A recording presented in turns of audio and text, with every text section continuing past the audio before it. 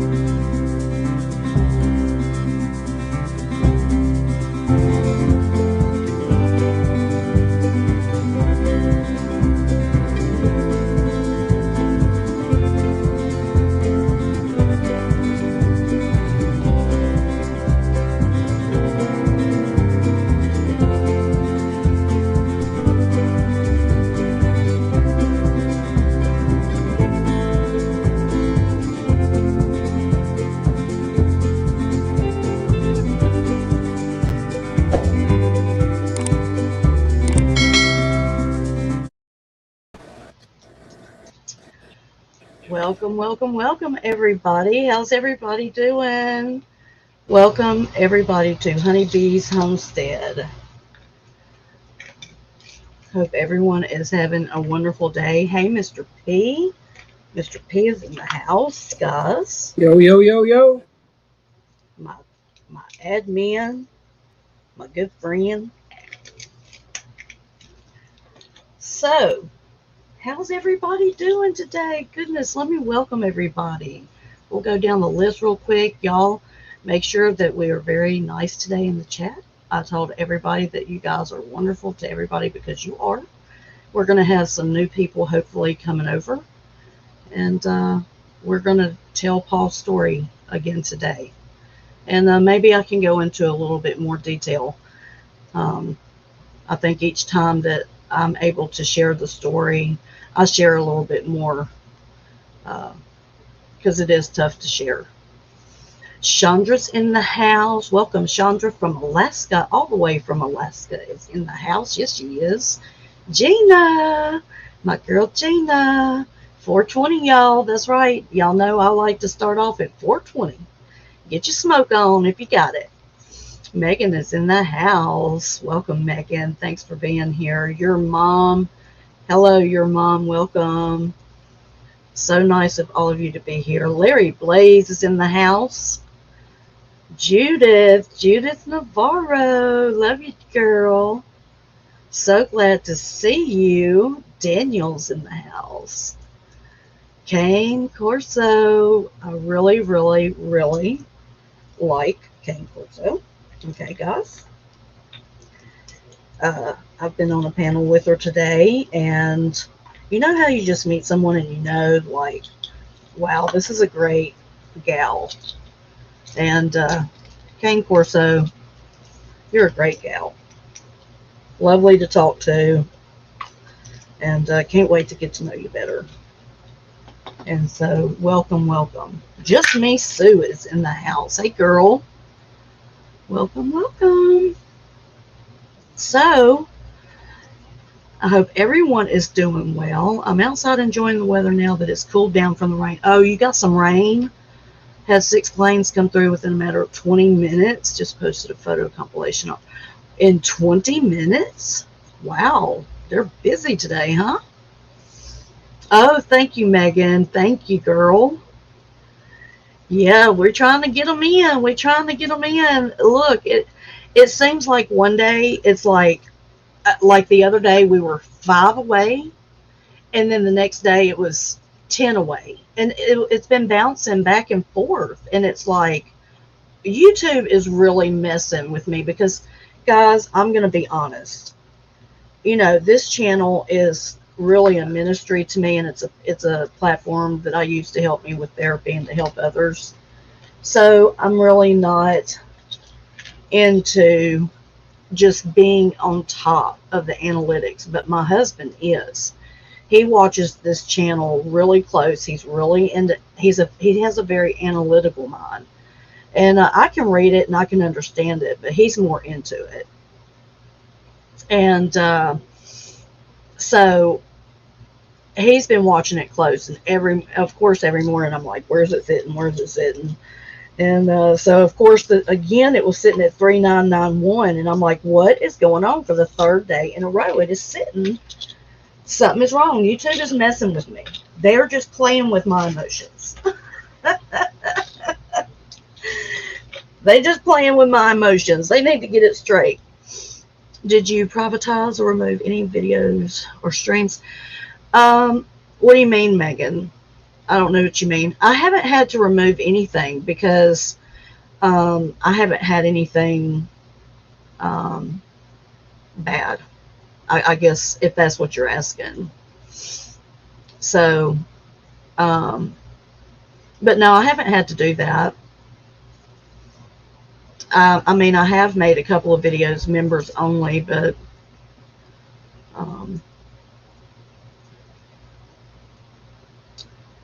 John, I have the videos, but didn't want to post all of them.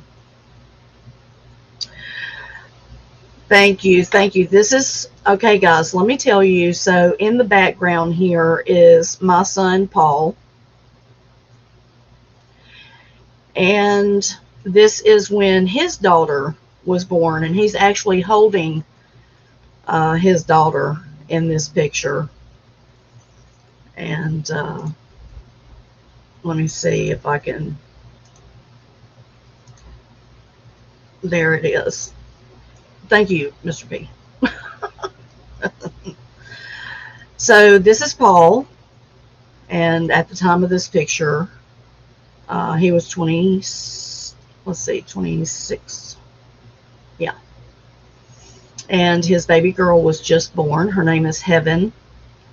And as you can see, the love in his eyes, he was in love, and he had his puppy. This was his first baby. And this is him with Heaven when he was sick at this point. You couldn't really tell it because he's smiling real big, but this is pretty much about the time that we found out he was sick. You could see he's real thin. He had started losing weight, and she was about, I don't know, 9-10 months old here. So he was very, very, very handsome. And that baby girl, just look at her just cheesing and looking at him. She just adored him. And So the puppy, the first baby, she ended up going to Paul's best friend, which usually he comes into the channel. Some of you know him as Slap and Tickle. And I call him my son. And he was my son's best friend. And he helps take care of Heaven today. So I do know that she started school. And I do know that Drew, Slap and Tickle, was able to purchase and help out with school supplies and clothing and stuff like that for her. She will never go without. I promise you that. She will never go without.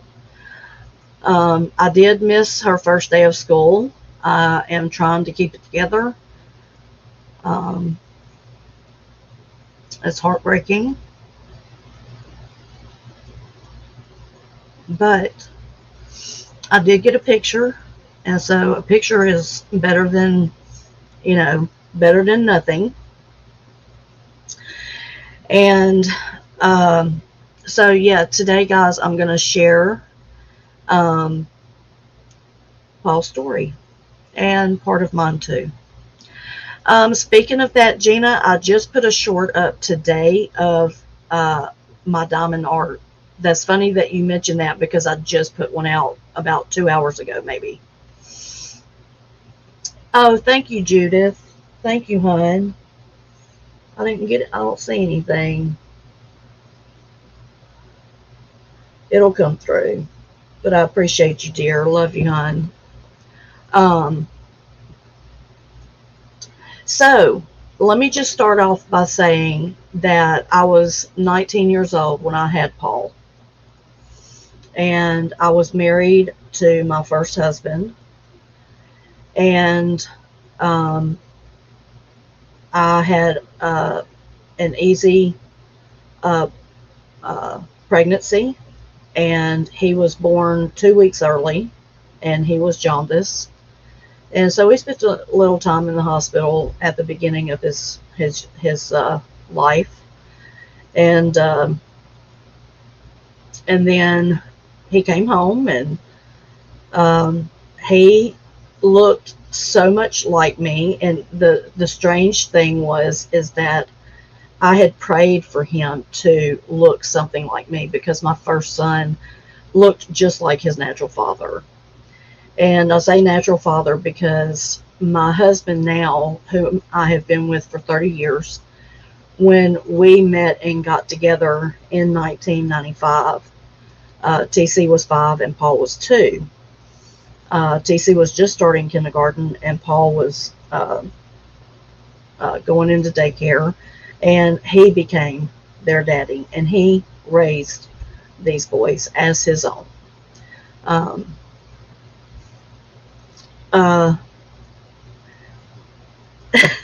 Judith, you're funny, girl. I hope he does too.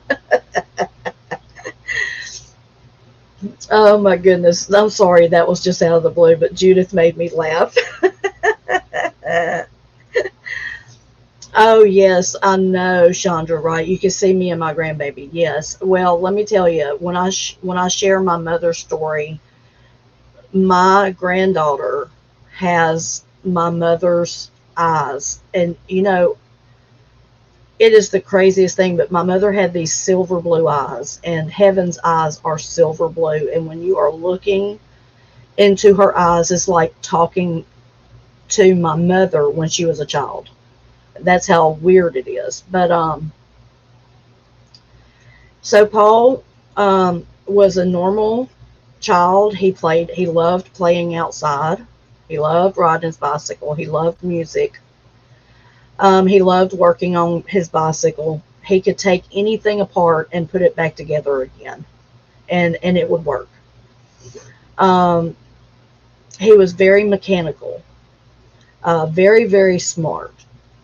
And at 15 years old, about 2 weeks, well, I'll take that back, about a week before school started, he started having some breathing issues and coughing. And I started treating him for, over-the-counter cold, because that's what it was like. He didn't have a fever. His lymph nodes around his neck was swollen, which, is pretty normal if you have something like, strep throat or something, which I had asked him, let me see your throat. We looked. I asked him, how is he feeling? I asked him, let's go to the emergency room, because it was the weekend. We couldn't get into the doctor's office.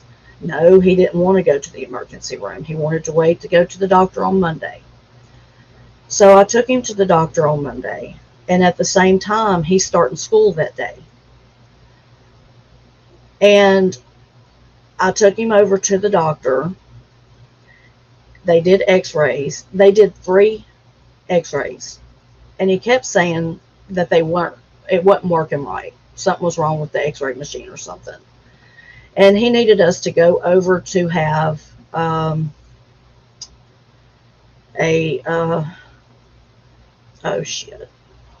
a PET scan. Well, yeah, it was a PET scan. They needed us to go over to have a PET scan the next day. And so we went over the next day, and I was standing in the room whenever they sent him through the little tube, and I could see on the screen, the organs coming up on the screen, and you could see this huge, like, mass in the center of his chest. And the first thing I thought was pneumonia, because I've seen a lot of x-rays, having children and having my mother and, different, your grandmother having pneumonia and things like that. You learn to look at see different things in x-rays. Well, anyway, we got in the car and we headed back home, and immediately we got a phone call saying that we needed to get to the doctor's office immediately, and I needed to call my husband. And as soon as they told me to call my husband, I knew then, okay, something isn't right. What is so wrong that I would have to call my husband? And so Larry showed up, and the doctor come in there, and he proceeded to tell me that Paul had a mediastinal mass that covered his whole right lung, and it went up. Well, it would have been his left lung, and it went up into his heart. It had like little tendrils that grew up and in amongst the veins of the heart. They said that it was so intricate that it didn't cut anything off, but that it was like filtered between. They said it was very strange. And he had nodules on his kidneys, nodules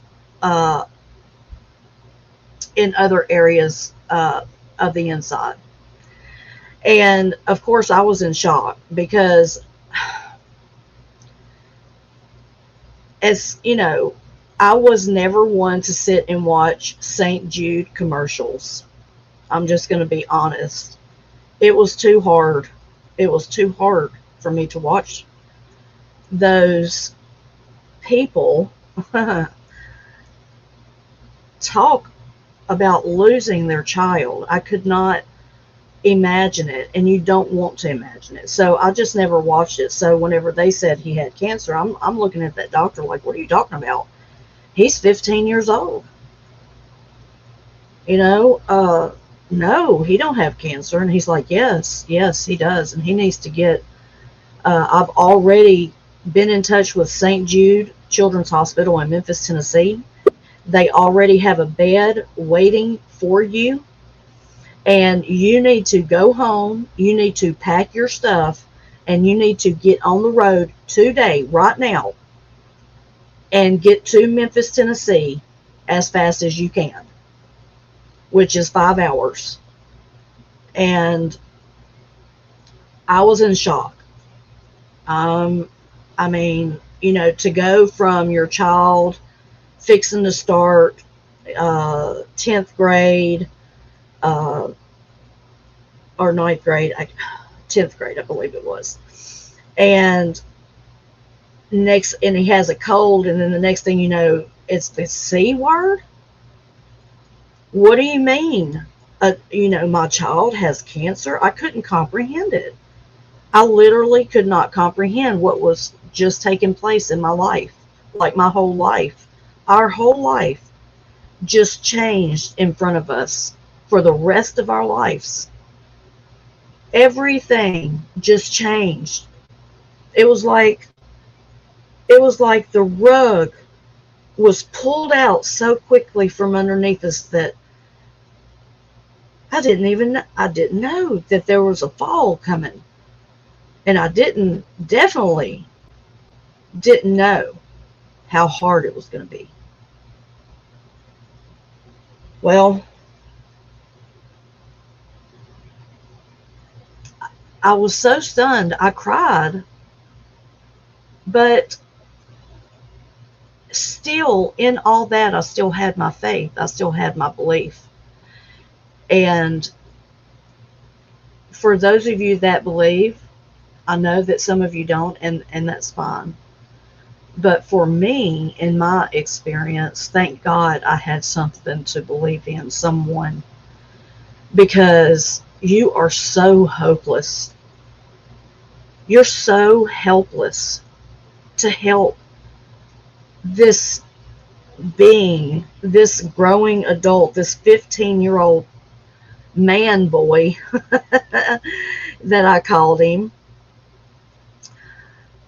And he's fighting for his life, and you didn't even know it. And so we went home, and Lord knows I had to wash clothes. I mean, when you don't know how long you're going to be gone for. You really don't. You know that you're going to get there, and you know that they're going to run tests. That's what they told you. But what comes after that? And that was my question. What comes after this? Because obviously he's got this tumor in his chest. I mean, how do we, so the whole way to Memphis, I cried and I prayed, and we listened to music. I don't even think we spoke for 5 hours. We were all, except when we got there, we drove around for 30 freaking minutes trying to figure out how to get into St. Jude, because it's such a secure place. And it is in a bad part of town. So we did find it. And sure enough, when we got there, they were there with a wheelchair waiting. And it was 1 o'clock in the morning. 1 o'clock in the morning, and they took us up. They fed us dinner. They had him in a room already. The room was ready for him. And they proceeded to do tests right then. I mean, it took them almost an hour, I believe, just to get an IV in his arm because he was so dehydrated. And I was standing they have what's called, in each child's room at St. Jude, they have an off room that you have a window to see into your child's room. And it's called a parent room. And you can sleep in there, and it has a bathroom and has a TV. That way you can go in there and have privacy if you need to while your child's sleeping in their bed in the hospital, if you're in the hospital. And I turned around and I looked, and he was taking off his shirt. And I literally buckled and started just wailing. I could not believe how skinny he was up underneath those big clothes. I just could not believe it. And within 24 hours, we knew everything that was wrong with Paul. And they started him on intense prednisone therapy, which is usually what they do with the lymphoma. Hello, Bama. Hey, Bama. Welcome. I'm so happy you're here. I'm so happy you're here. Let me check just a second. Let me check, Judith. I think I know why. I think let me see.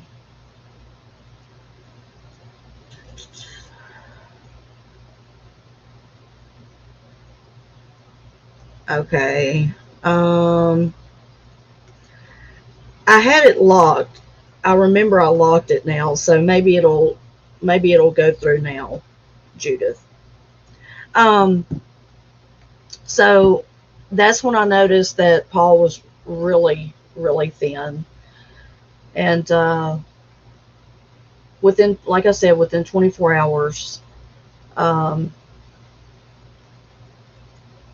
we had the diagnosis back, and by this point, he was in ICU, because they were scared that the mediastinal mass was pressing up into his esophagus, and it was starting to cut off his breathing.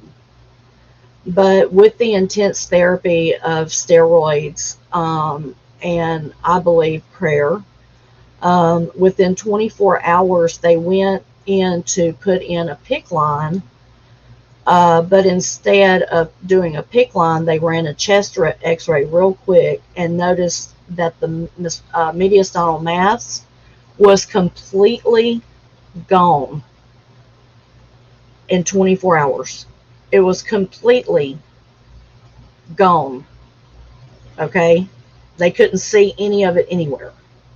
And so they decided to go ahead and put him under anesthesia and put a port in. And we started chemo right away. We started chemo right away. Um,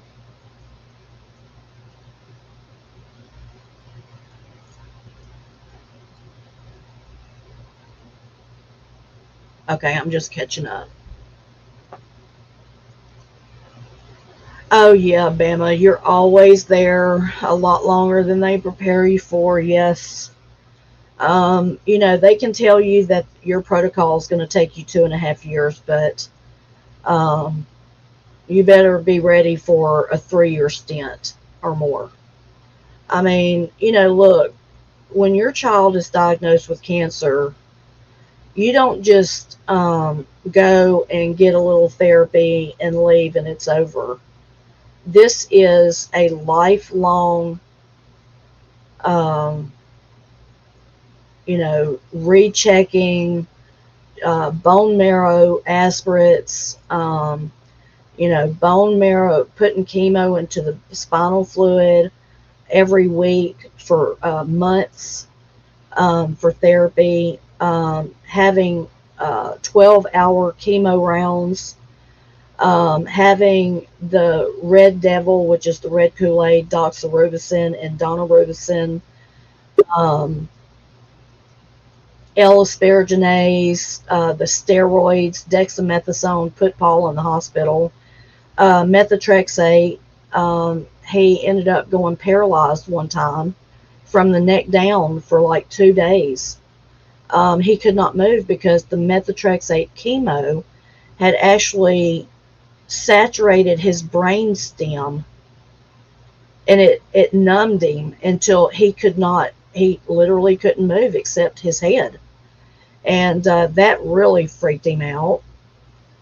And but we went through a lot. He went through hell and back. He did real good.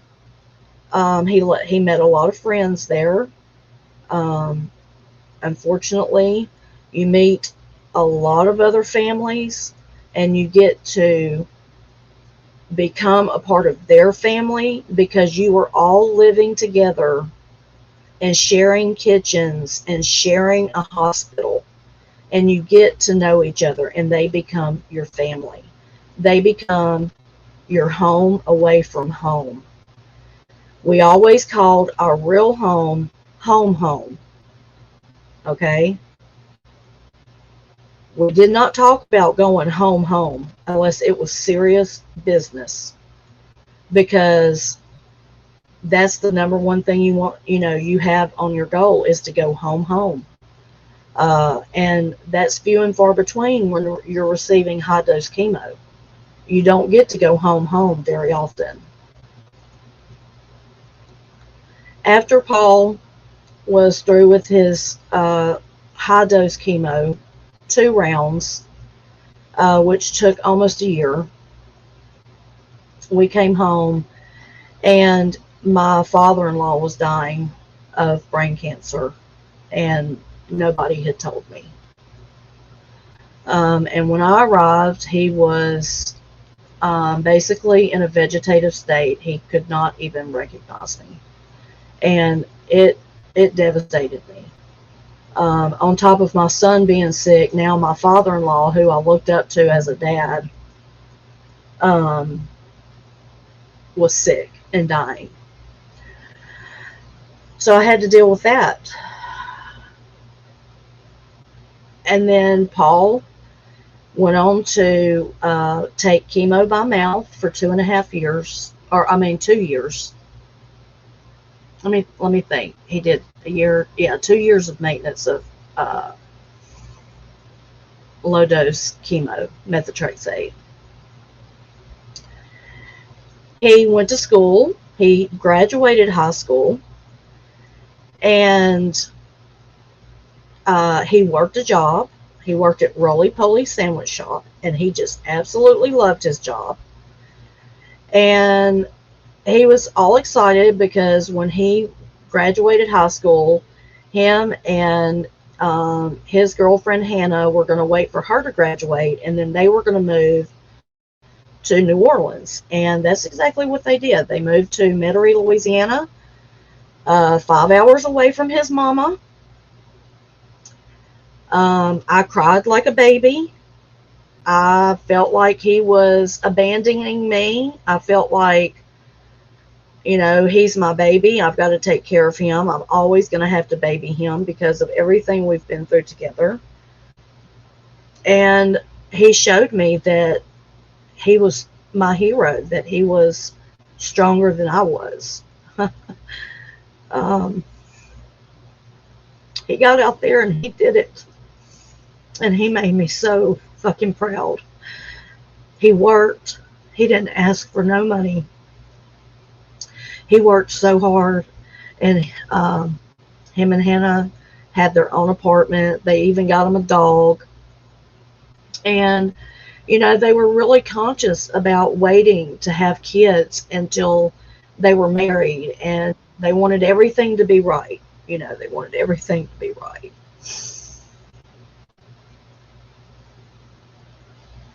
So, in 2017, my mom got sick, and she moved here for me to take care of her. She had lung cancer. And Paul, of course, has at this point been cancer free for 8 years, not 7 years. Yeah, 7. And they wanted to move back home and have a baby. And so they did that. My mother ended up passing away, and Hannah and Paul moved back home, got pregnant, and had Heaven. And then one day he came to the house, and he just had this funny look on his face. And I don't know if you know your child the way I knew my child, but my stomach literally dropped.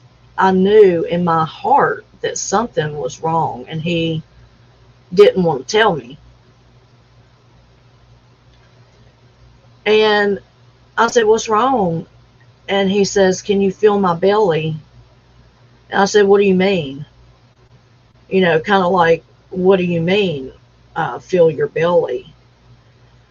And he proceeded to tell me that he hadn't been feeling good for a little while. And I'm like, what do you mean a little while? And he didn't want to tell me how long it had been, but apparently it had been a little while. I mean, like weeks. And as soon as I felt his belly, I felt the tumor. That's how big it was on the inside of his belly.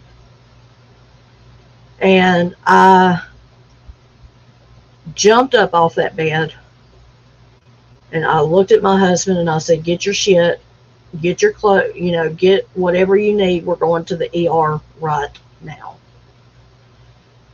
And so we did. We got him to the ER, and they did some scans. Now, mind you, the first time Paul was diagnosed was September 11th, 2008. Okay, the second diagnosis came 10 years later, September 11th, same day, September 11th, 2019. And they ended up sending him over to Shreveport to get treatment, and I don't know what ended up happening, but they sent Paul home for the weekend. Wanted him to return back that Monday to check into the hospital to start receiving chemo. Well, while he was here, away from that hospital, that tumor ruptured. Okay, the bowel ruptured or his tumor ruptured. I don't know which was what. And we got him to the hospital, and they did surgery. They cut him from his neck all the way down to his groin, and just laid him open. And from what we knew at that point, it was just the bowel that had ruptured and not the tumor. But instead of getting him back to Shreveport and getting him treatment, they let him lay up in this hospital, and his wife did not do what she was supposed to do, what I couldn't do because he was married, which was call the other hospital and say, he's here and I want him transferred, over. Anyway, it took a while to do that until I went up in there and pitched a fucking fit. And I mean, because you should have seen the conditions they had my child live, like, oh my God. It was sickening. I'm Judith. I just want to let you know I haven't seen anything yet, honey.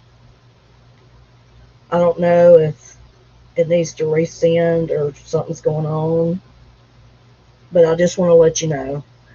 So, he laid over here in this hospital, and then finally they took him over to Shreveport, which is an hour and a half away from our home. And I will show you some of the pictures, because Mr. P probably don't know which ones are which at this point. Let's see. Okay. So here's Paul. He had the most beautiful green eyes and blonde hair, and he even had red. His little goatee right here. He was so handsome. Look at that smile. I lived for that smile. His laugh was so contagious, and those dimples. Man, God gave me a beautiful son. He blessed me with one beautiful guy right there. Yeah. He was a fighter, guys. Let me tell you what. He was a fighter up until the very end. And he never let it get him down. He never felt sorry for himself. Not that I saw. If he did it on his own time. But this is when we went to the hospital in 2019, and this is the PET scan that's lighting up the tumor. Where her finger is, that big bright spot is the tumor. And if you look closely, you can see the tumor is pushing up. See, this is his stomach right here, and his heart and stuff right up in here. And that tumor is pushing up on all of those organs. Yeah. This is actually, I took a photo of the findings from the scan because it was so much, and I knew I would forget it. And I wanted it, to read for later on. And to be honest with you, a couple of months ago, I told Paul's story, and I shared this, and it was my first time ever reading it. And so I read it again today. And the more I read it, the more I realized that he was in real trouble. A lot of times doctors don't tell you the severity of what you're facing. I don't know if they're scared. I don't know if they're trying to save you. I don't know what the cause is. All I know is that we could have been more prepared. We could have been more prepared. This is him after he got his second port put in. You can tell he's not a happy camper in this picture at all. These are his tattoos. He loved his tattoos. And this is one of the chemos that he had to swallow down. He had to actually take this by mouth. I don't know how he did it. I really don't. This is just one of the pictures that he sent to me. I've got many pictures, but I can't share them. They're way too private and too personal, and really too hard to look at, just too graphic. I don't want anyone to see what I had to see, because he didn't look the same. He was my baby, but he didn't look the same.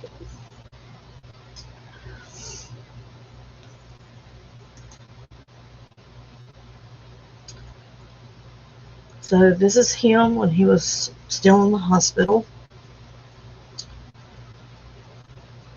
And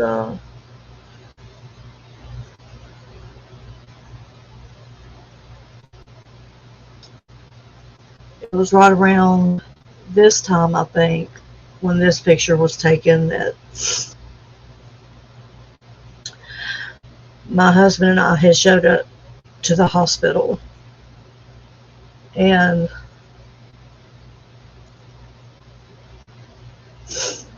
all the doctors were standing outside of his door.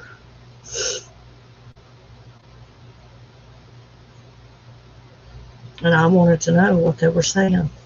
I mean, if you're all four standing out there, I want to know what the hell's going on. And that's when they proceeded to tell me that a couple hours before that, they had taken him into surgery to see if they could, do exploratory surgery on his belly to see what was going on. And I guess the tumor had ruptured. And she told me that doctor told me, she says it's like cement on the inside of his belly, and there's nothing left we can do.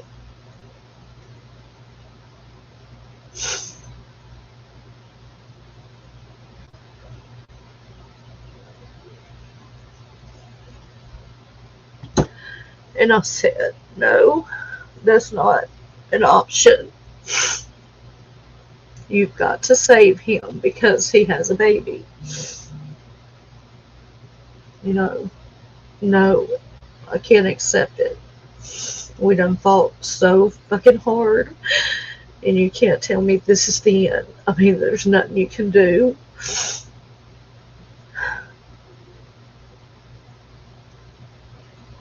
And they said we need to tell him, that we're stopping all medication, besides pain meds.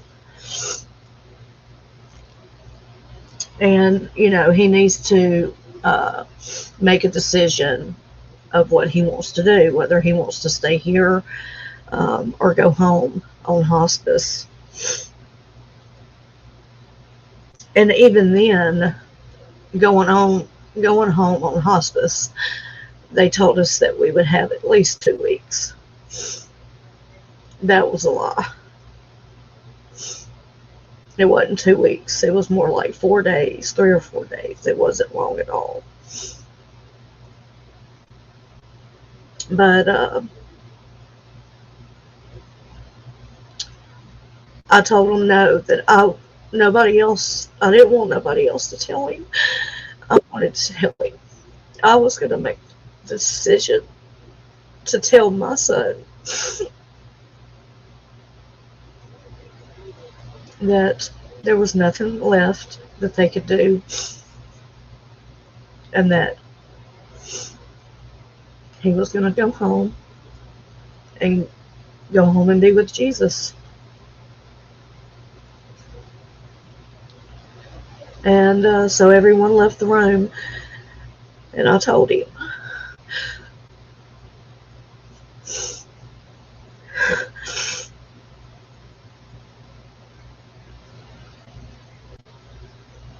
And he said, Mom, all I know how to do is fight.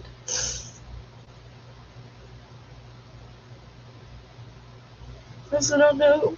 I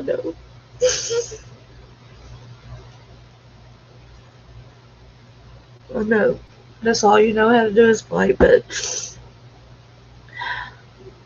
there's nothing left they can do. And he told me he was sorry. He was sorry. I'm like, why are you apologizing to me? But he handled it so much better, than what I did, and what I thought he would.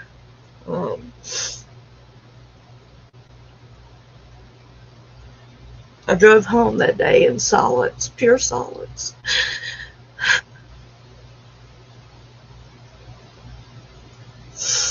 Knowing that just any day I wasn't going to be able to touch my baby anymore.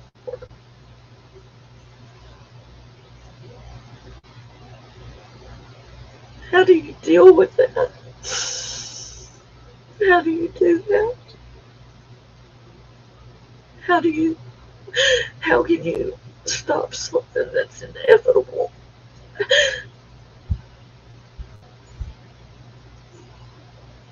You can't change something that's unchangeable.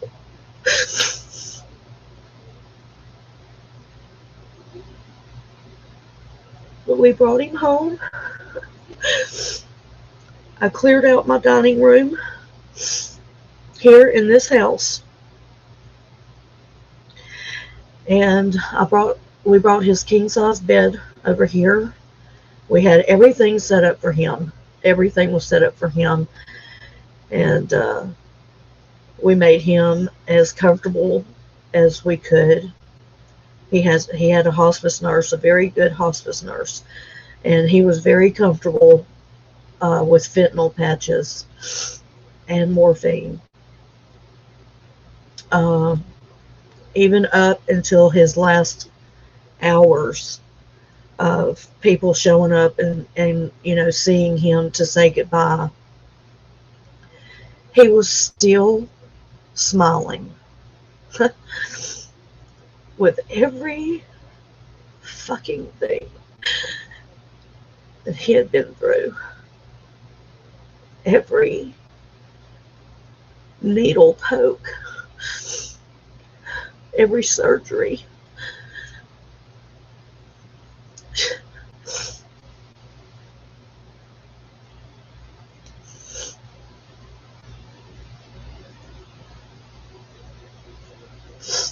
But it's not fair. It's not fair that he fought for his life and he had, and maybe I should be grateful, maybe I should be grateful that he had those 10 years. But damn it, I'm sorry. I'm selfish, maybe. Um, it just wasn't enough. It just wasn't enough. And so now every day I have to wake up to this reality of my, not hearing my son's voice, not seeing his smile, not hearing his laugh, not hearing him call me mom. He would have been so happy today. He would have been so proud of me. I am not computer savvy whatsoever, but I have taught myself all of this YouTube stuff.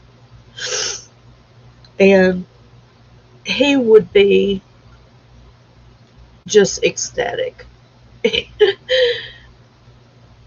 And so many times I feel like he's here with me, like, like in the room with me, like, you can do this, Mom. You got this. Just be you. Just do you. But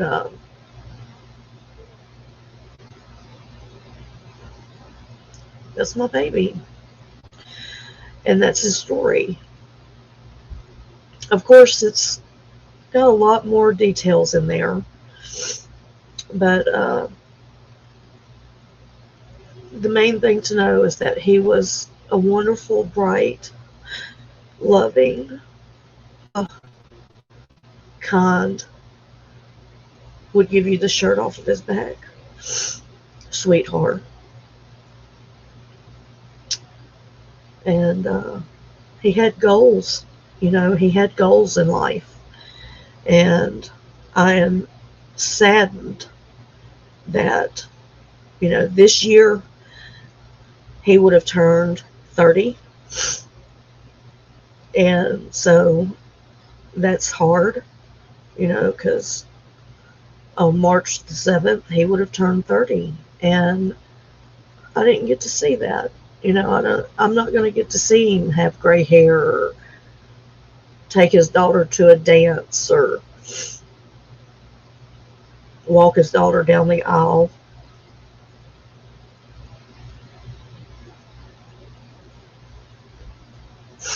I mean, she was 15 months old when he passed. So when Paul passed, it was his desire to be cremated. And I had him in a little urn, a little bitty urn, and I ended up giving a bunch of ashes away in little necklaces to a lot of his friends and close family members. But in December of this past year for Christmas, Slap and Tickle and his sister and another friend of Paul's got together and they saved up enough money to give to me for Christmas, and I bought Paul a new urn, and this is it. And on the bottom here there's a little hole, and you put the ashes in through there. But so y'all, I haven't been looking at the comments. I apologize. But it says Paul Aaron Thomasy, March 7th, 1993 to January 27th, 2020. Son, brother, husband, father, always in our hearts.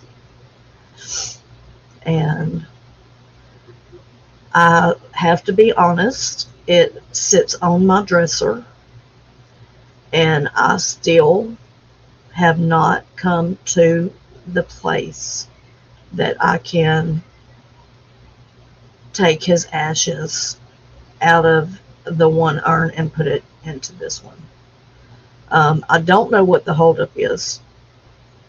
I don't know if it's a mental block, an emotional block. I don't know.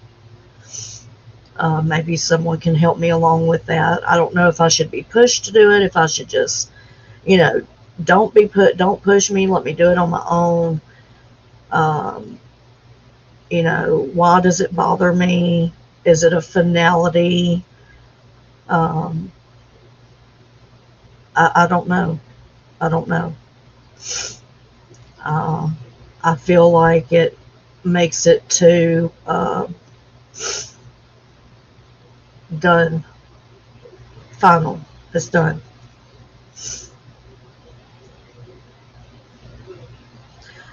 And September. So September is a hard month for me. And I have other people in the chat that have a hard time in September too. I have some that have had surgery today. I have one coming up, surgery on September the 11th. And I also have a grandson that turns 13 September the 11th.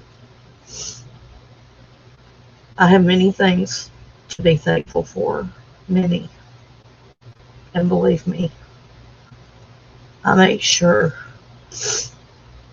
that I take the time to appreciate and enjoy those around me, those in my life, because I know how fragile life is. I've lost too many people. I've had too much pain.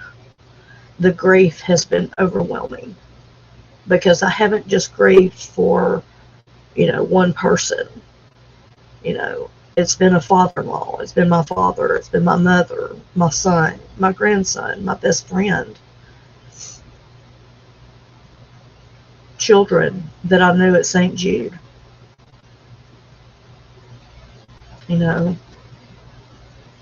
Death is hard, and everybody is going to experience death. It is inevitable that we will all, at some point, experience death around us and to ourselves. So try to take each day and remember who is the real important ones in your life, and let them know. Give them a text. I'm not always the best at texting every day, but I try to make sure that, at least once a week, I'm like, hey girl, I'm reaching out. I try. Make sure you do that, especially for the people, your close loved ones, because look, it's the close loved ones that we usually can get to and hurt the worst, right? Like, you're more likely to go off on your husband for your bad day at work than you are for your child. Let's just say, right? I know this is the honest God truth, what I'm saying. We need to realize that sometimes you don't need, maybe that person just needs to vent, and you just need to be the ears and just be quiet. Let them vent. My husband lets me do that all the time. There's sometimes I'll just tell him, just be quiet, let me talk. Let me just say what I need to say. Don't interrupt me.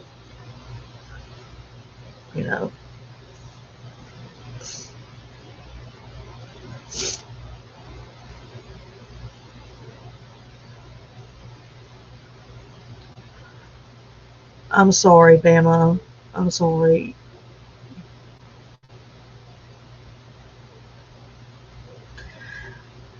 You don't have to explain, Bama. I totally understand, honey. Don't be sorry. Please don't be sorry. Just know that I understand. I know.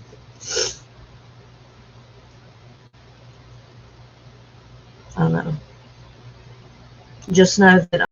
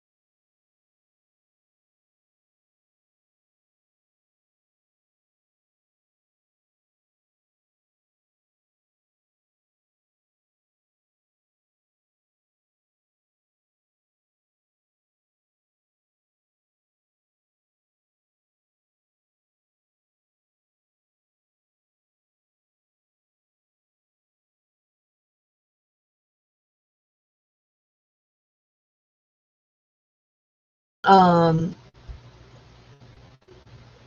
it, it's one of those things where you can only process the body, the mind, the spirit can only process as much as it can process, right? And then it's just an overload.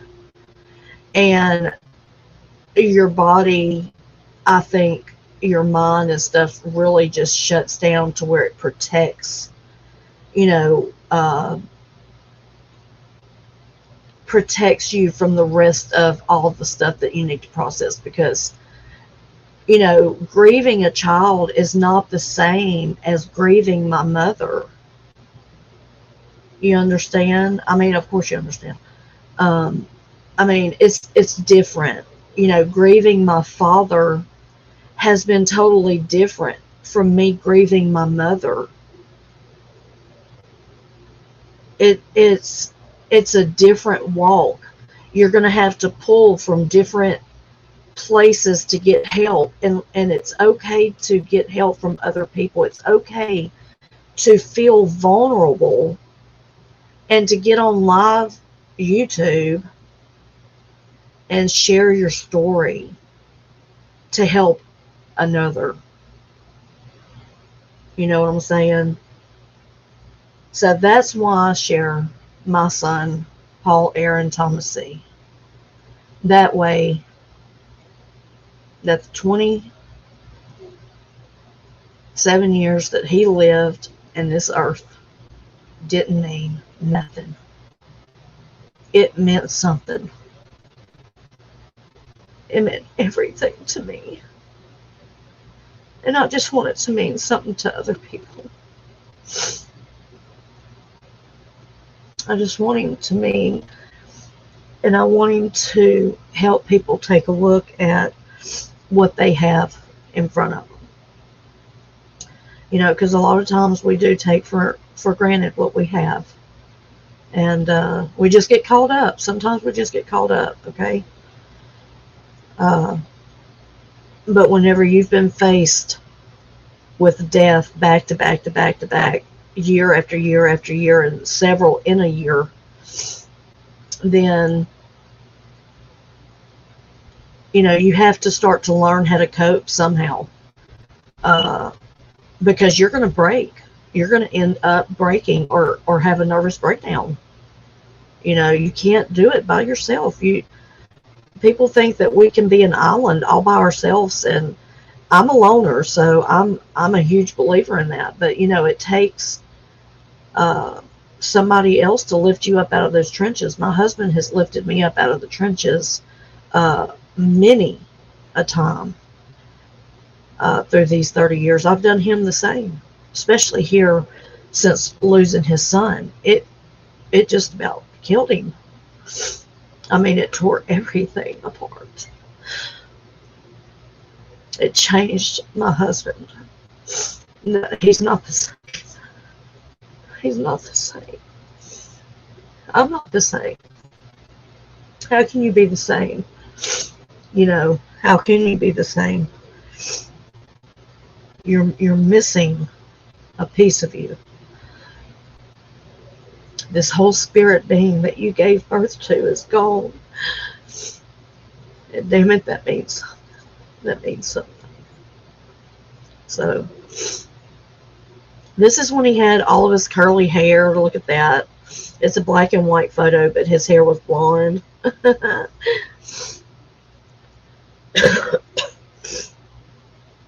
Oh, I need to blow my nose.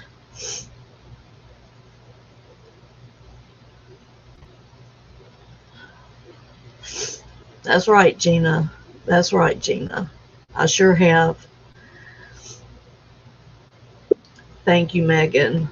I love you guys. You guys always lift me up, always make me feel good about sharing my story, and give me the support I need to get me through it, because Lord knows that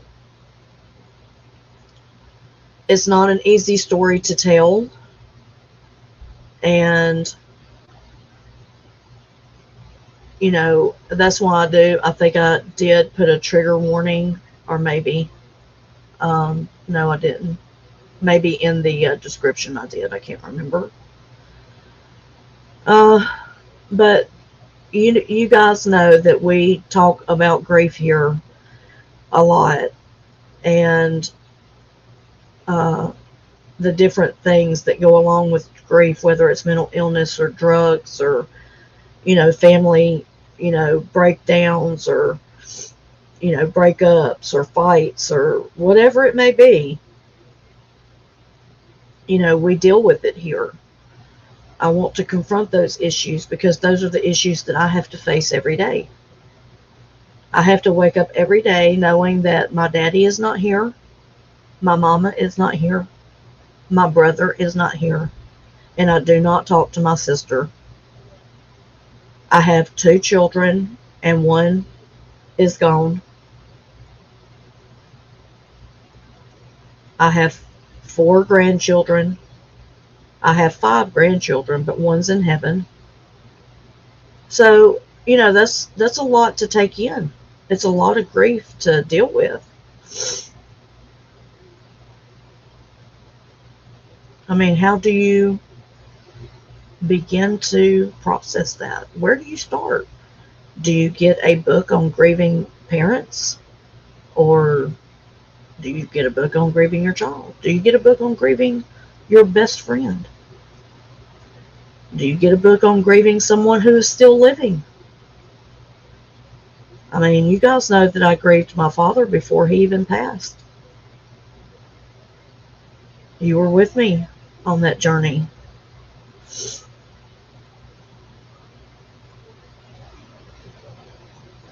I do wonder about my sister,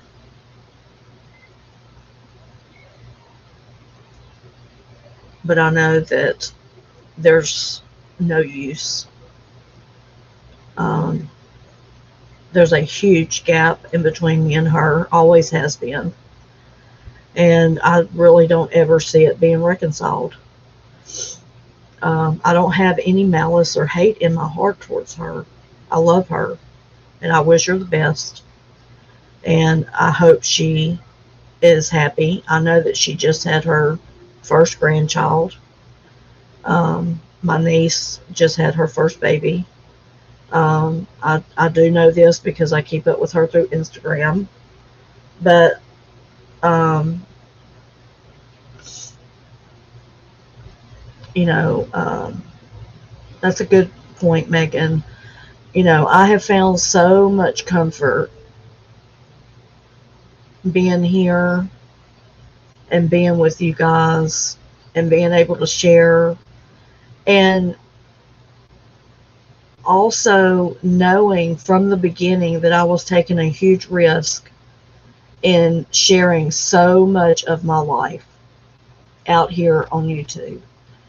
And um, I just could not do it. You know what I'm saying? If I was going to tell my story, it had to be told right. And I'm not going to lie. I'm going to make sure, that I'm as accurate as possible, even when I can't remember a date. Oh, yeah, Gina. I've actually had that too. I really have. I don't talk about it much, but yeah. Oh, the end of lost love, huh? She leaned on Facebook, her hubby and me a lot at the beginning. Yeah. It's hard. It's hard, Megan. It's one of those things where you feel like you're walking through a mist, like a fog, and you can't get your footing about you. Like every step is you're kind of leery of taking that step. Uh,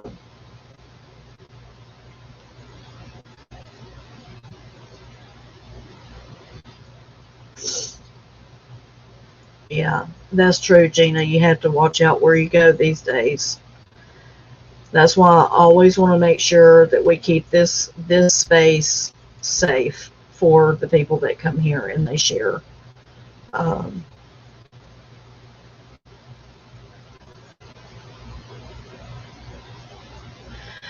well, and that's another thing. Yeah, Megan, you had to be strong. Yeah.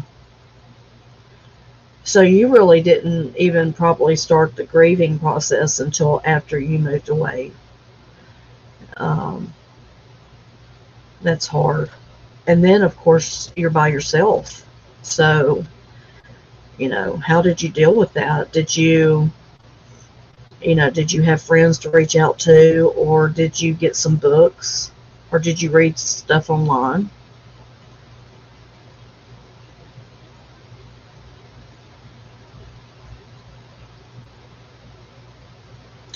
Me too, Chandra. At first when we would talk about Paul, I mean, we wouldn't be able to do anything except break down and cry. I'm going to be honest.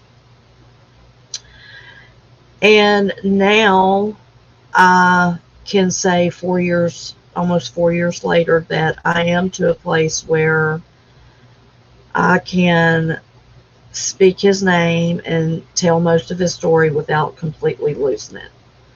Uh, but look, guys, there's times at nighttime, that you're just, laying in your bed and you're about to go to sleep and your mind isn't even on anything like that, but then all of a sudden a memory pops up. And it's like that's the next thing you're focused on for the next couple of hours. And I mean, there's times I can't sleep because of it. And that's why you'll find me on YouTube, on Mike P's channel.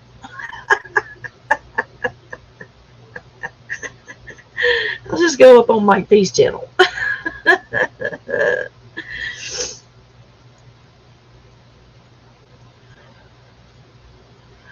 That's true, Megan, but you know, I've lost a brother too, and I tell you, I didn't realize how much I missed my brother until he was gone.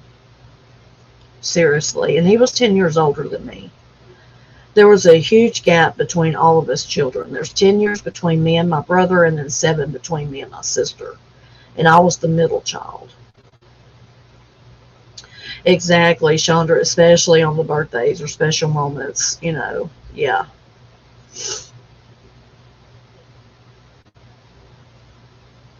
Well, and that's what I was going to say, Megan.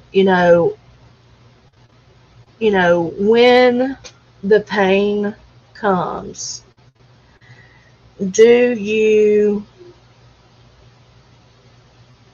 stop and put a wall up and decide not to go there? Like maybe it's not the right time. Maybe you're in the midst of company or something's going on and you literally just have to like shut it down. You can't deal with it right then. Um,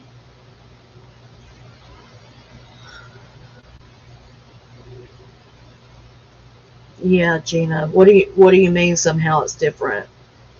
You said after I was done being strong for everyone around me, I found it was my time to grieve, but somehow it's different after 2 years. Do you think that maybe somehow you have grieved in those 2 years, but you maybe just did it in a different way? Or or did you just not even deal with it and kind of put it to the side and now it's 2 years since you tried to process it? I've got a new book, guys, coming. It's called Soul Cry. And, um, this one book that I've been using to do some of our grief stuff is for parents who have lost children. But I really wanted to get something, and this is a new book that he has out um, that's supposed to reach, you know, uh, a whole array of people, not just, children, uh, uh, parents of, children that have passed. Um, and so this is the reason I wanted to get the book. Larry's going to order it for me for the show. Um, that way we can get more into grief and we can really start processing and dealing with some of the things that I think we may be scooting off to the side. I know that I do this. I know that I do. And, it's just something that I have had to do because of all of the grief that I was trying to process. I just couldn't do it all at once. And so it's like I have to take each piece from here and there, like a piece of my mom and process that, and a piece of my dad and process that. I still have not literally cried over my dad passing in April. It's almost like it didn't happen because, I didn't get to see him and I wasn't there. And so, and I don't mean that I didn't get to see him. It was my choice, guys. I remember I made that choice, and, this was the choice that I made that I could live with. And I still believe I made the right choice. Um, I thank God that I didn't go because I didn't want to remember my dad in the shape that I remembered my son in, because it took me and still taking me time to get over, you know, uh, what my son looked like in the end versus how he looked when he was healthy. And, that's something that you have to do for yourself. Well, at least I've had to do it. Um, in my grief process is how I view him after he's gone now. You know, I don't want to see him sick. September 1st, my hubby had a massive heart attack. On September 11th, he passed after I gave the go-ahead to take him off life support. So 9/11/21, I took my husband's life. That's a powerful statement, Gina. I'm so sorry.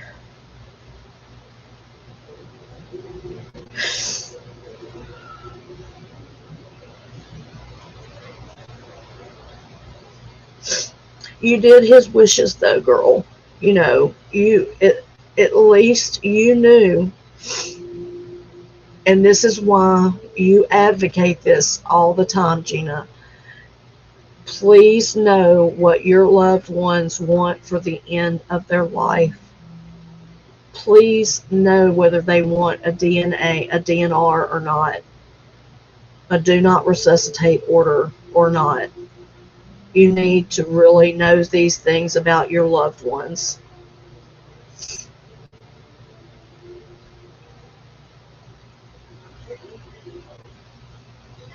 Yeah, I haven't done individual therapy.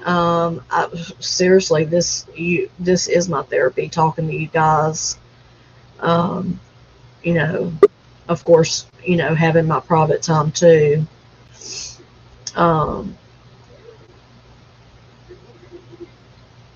See, this is I mean, it's a tough. That date in itself is just, it's a hard day. I mean, we got September 11th, 2001. Um,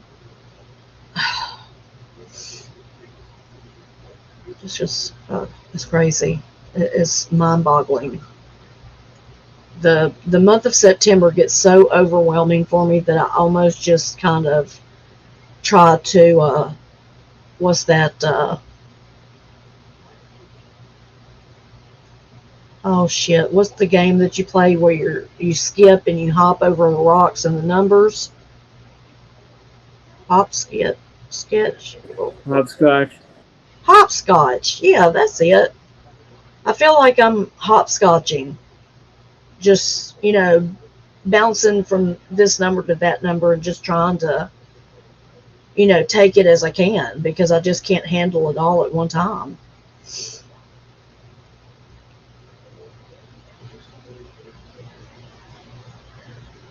Yeah, definitely, Chandra. Gina, we're all here for you, love. You didn't cause the actions for the pain your husband went through. You were a good wife that made a choice according to what information you knew. Yeah.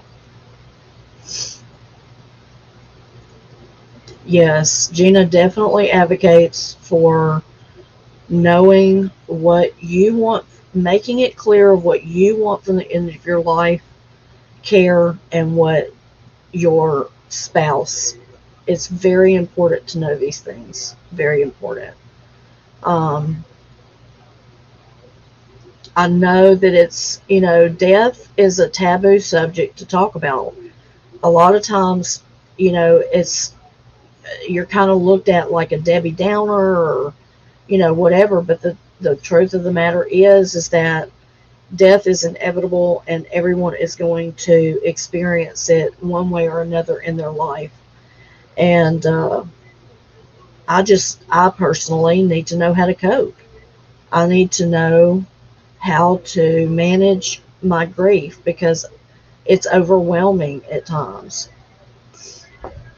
And just being here with you guys makes it better. But as well as I do, this is an hour and a half on YouTube out of my day. What about the rest of my day? What about the rest of your day?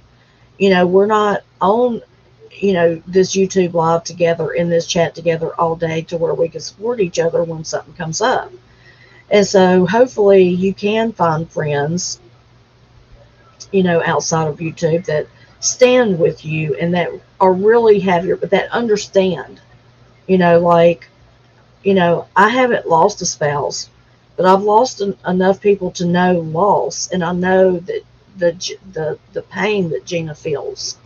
I've seen my mother-in-law, lose her husband after 40 years. And she took care of him. And during, 3 bouts of colon cancer and then brain cancer at the end. I mean, we as women take care of our husbands. And you did the best that you could, hon. You did exactly what he would have wanted. He wouldn't have wanted to be a vegetable and suffer, right? And, as well as I do, as much as I miss my son, and this is never the best thing to say. So please, if you know someone who has just lost a loved one, please don't tell them that it's all okay, that they're in a better place now. Okay? Please don't say that. Because regardless of where my son is, I know my son is okay. Okay? I have my own belief system. I know my son is okay. But please don't tell me that, because I really don't want to hear that. I don't want to hear that being said, that he's in a better place. No, he should be with me. That is his better place. What do you mean? So try to pay attention to your words. You know, maybe you're not experiencing grief yourself. Maybe you know someone, though, that is going through grief. And maybe you don't know how to help. And maybe you just need to have a few little pointers. Maybe just, be there. You don't have to say anything. Just be there. Just listen. Make sure you don't interrupt when they're talking. That is so important. Don't go trying to go help somebody, and then you get over there and you do all the talking, and they don't say nothing. I mean, they feel like crap when you leave. It's like, okay, well, I didn't get to say nothing.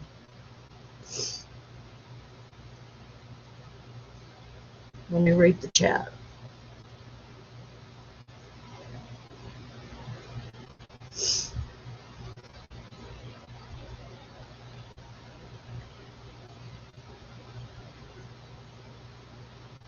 Oh, well, hold on just a second, Megan.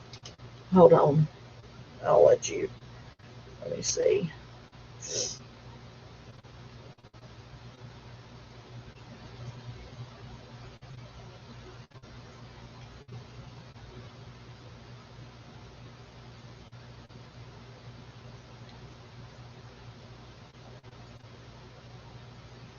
There you go, girl. You should have a wrench now so you can drop it.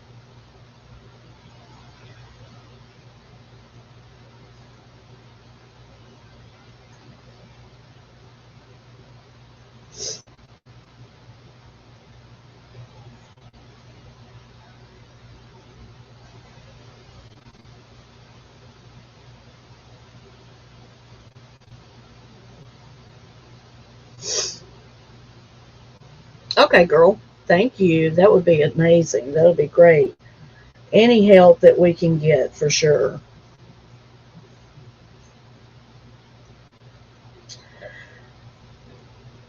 So, guys, how are y'all feeling about this? Anybody have anything to input to talk about? Anything you want to share?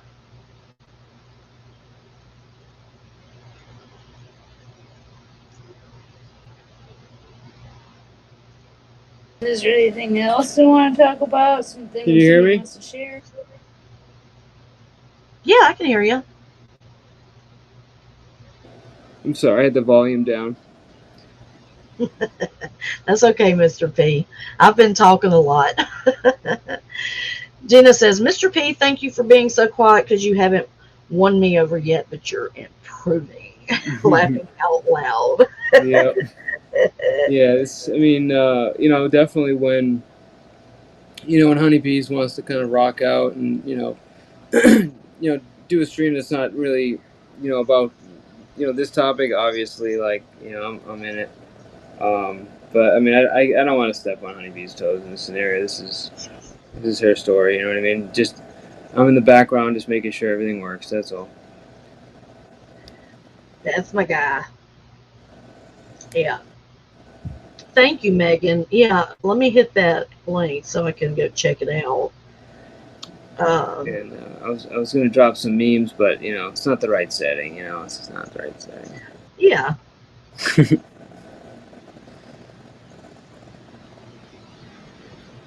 Maybe we can just do one.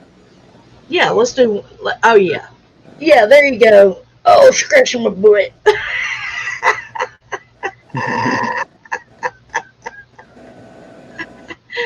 Oh, that's hilarious.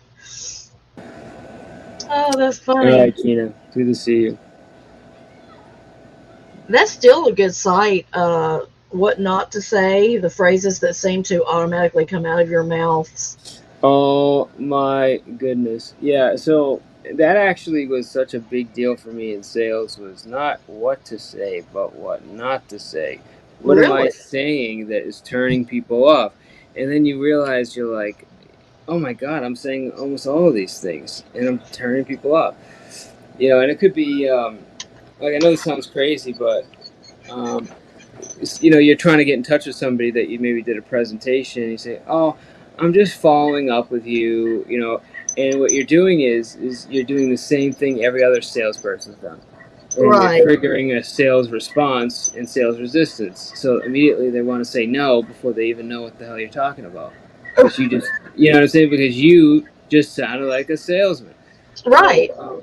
So like that's where it would be like we'd change it up. We would say, "Hey, I'm just getting back to you," and it's like, all right, I'm not calling you. I'm getting back to you because you wanted my attention. You know what I'm saying? Right. So Right. hey, I'm just getting back to you about this, et cetera, et cetera. So like, just to give you an example, just how one little word change can change the dynamic of the what you're trying to convey. Or stuff like saying cheap versus inexpensive. Like little stuff, man. Yeah. But anyways, what not to say, I think, is far more powerful than what to say. Yeah. And there's a lot of things, when someone passes, you really don't know what to say. Even for someone who has been through as many losses as I have, Mm-hmm. I don't know what to say to people, except Yeah. I'm so sorry, and I offer my condolences, and you want to Right.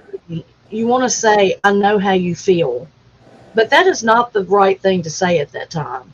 Right. Exactly. They really don't care that you know I how know they feel. exactly how you feel. No, you don't. No, you You don't. have no idea how I feel. And Right. if You you have did, no why would clue you how I feel. Right. minimize it in a way?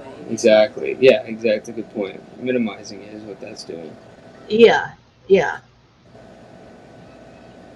Is that okay, this is the other one, Megan?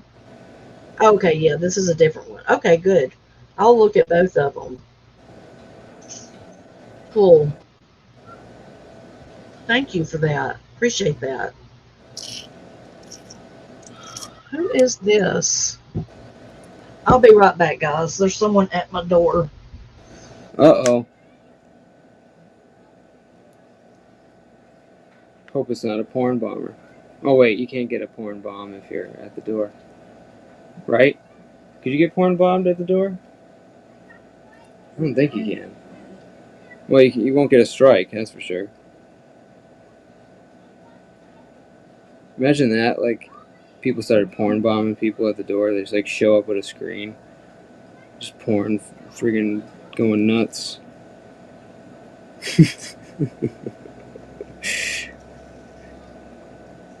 Live action porn bombing. Oh, stop.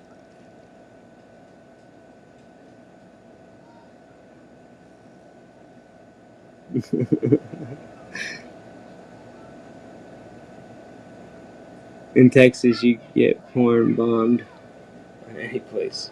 Shit. Man, Texas is crazy. Y'all are nuts.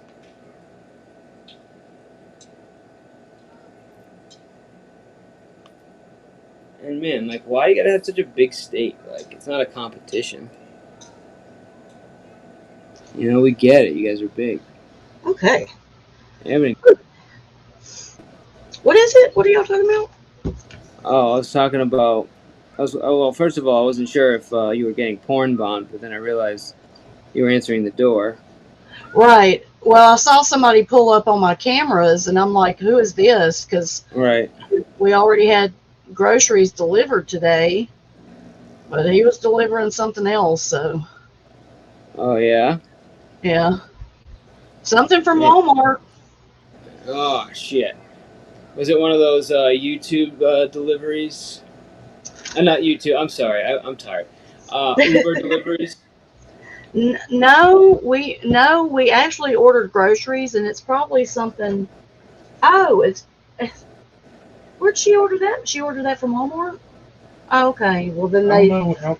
They Why do did- some weird deliveries. It was soap. It's bath soap.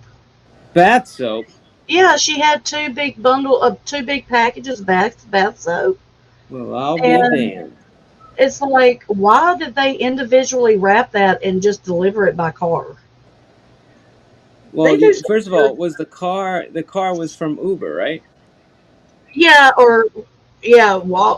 if they do something with Walmart. Yeah, it's a delivery. Yep, yep. Yeah. I actually like those. Those are fun. Yeah.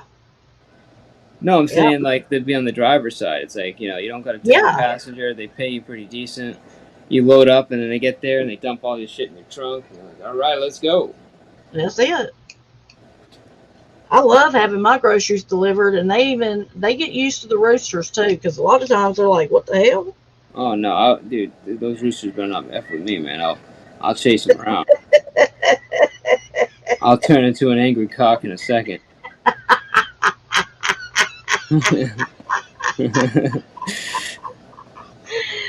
Hey, did you look up the chicken calls? You gotta go look up chicken calls on. You know what? That didn't make the priority list, but I'm gonna have to make that a priority because I don't know what I was thinking. Every time I in Discord and I think it, what's her name? Chicky? Is it Chicky? Yeah. Oh, Chicky KT. Yeah. Oh, that's my Always- dog. I Chicky. always think about her when I think of the here, Chicky. I mean, you want to talk about a blessing? Chicky KT came right in time, man. She knows how to do the Discord like way more than I could ever. She sure does. Oh my god! And she's on top of it. Like as soon as somebody comes in, she's like, "Hey, you want this person in there? They do this and they do that." I'm like, "Okay." Well, let me yeah, ask you whatever want." this: where do the mods go to talk? Is it in Okay, the so general chat? mods, yeah, no, if you'll see like a sector thing at the bottom, it's like all red, and it's only Yeah, like high it's end, a- yeah. It's a what? voice thing, right? No, there's a text channel and a voice channel. Oh, I've only seen the voice channels. Yeah, I could show you, but it's yeah, just look for like the text channel is the one with the hashtags. Yeah. Yeah, and then the voice one is the other one, and then you just go to the one where you see like the bunch of red stuff going on at the bottom, and that's a secure, for like, yeah, I think it's for not just like mods, but it's also VIP. So VIP is basically anyone that's a mod on the actual YouTube, and then mods, on Discord are just mods for Discord. Well, the reason I'm asking is because you made Queen Indie Mom a mod, and she was kind of wondering where does she go in the Discord to. Oh shit! Yeah. I got her. Matter of fact, what we should do is on the next live, I'm just going to talk about it and just tell everybody just make it easy. Okay, that'll be cool. Yeah, I might have to include some pictures and some instructions and maybe some coffee and juice so they can enjoy the meeting. Do like that. Thank you, Megan. Thank you for being here.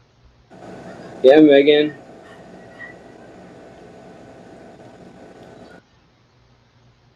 Thank you, everybody, for being here. Your mom is still here. Hey, your mom. Where? How did my mom get in here? Your mom is here. Shit, she'd be following me everywhere.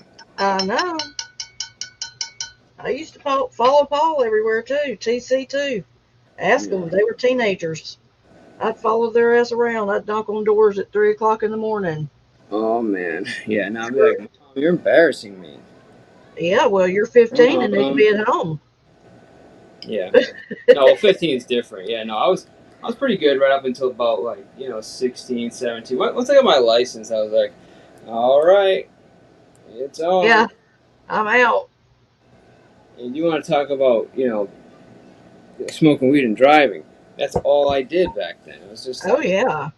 It's all we did. We're just like, hey, man, we want to go on a burn ride. Burn ride. Burn ride.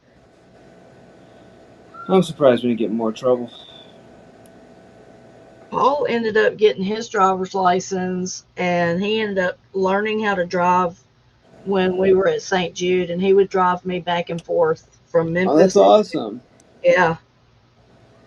Yeah. He learned how to drive on the interstate pretty much. That's cool. It's okay, Megan girl. I've been under the weather too. I've been fighting a vitamin D deficiency, and it has literally kicked my ass. Seriously, it ain't nothing to mess around with. Not to be fresh, but can't you just go outside or something? Well, Take vitamin D3. Vitamin D, I am, first of all, I have really sensitive skin. And so just being out in the sun, Oh, shit, yeah. I will burn in like 10 minutes. Yeah. Seriously. I am so white, I glow in the dark at night. Oh, goodness. Seriously. Yeah. That sounds horrible. So I go outside, but I don't get in the sun. And so it's caused a vitamin D deficiency, which they're giving me.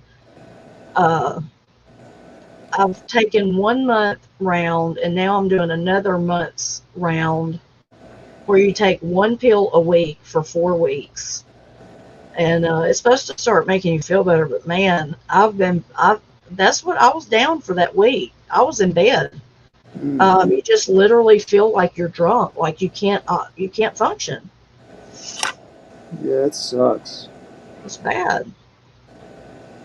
Okay, Chandra, girl, if I'm gonna do a live before you do your surgery. You said your surgery's Monday. Is that what you just got through saying? Surgery? Yeah, she's having nasal, like sinus surgery. She's a recovering addict. Whoa. Gina says, in my hood, an Uber driver pulled out in front of a motorcycle, and the cycle got a ticket, 2 fatalities.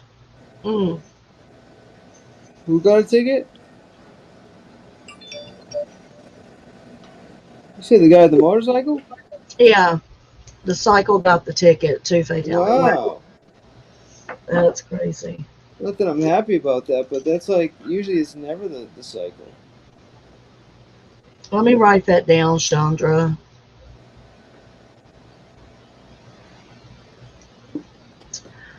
I went in today, Mr. P, you'd be so proud of me. I went into one of my live streams on the in the library, and I found a diamond art where I had shown my diamond art or whatever. So I clipped it and I just made a little short out of it, and I posted it. Oh, look at you. Yeah.